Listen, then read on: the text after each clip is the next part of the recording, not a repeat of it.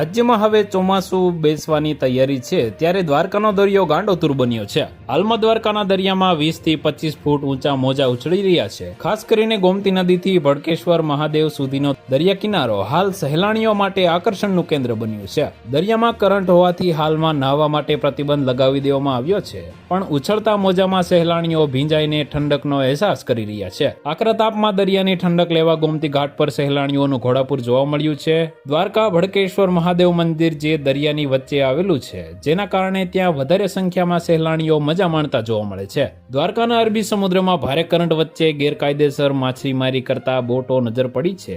દ્વારકા જિલ્લામાં માછીમારોને દરિયા ના ખેડવા માટે આદેશ આપવામાં આવ્યો છે, છતાં પણ દરિયાની અંદર ભારે કરંટ વચ્ચે માછીમારો પોતાના જીવના જોખમે માછીમારી કરી રહ્યા છે। દેવભૂમિ દ્વારકા જિલ્લા કલેક્ટર દ્વારા માછીમારી ન કરવા માટે પરિપત્ર પણ જાહેર કરવામાં આવ્યો છે।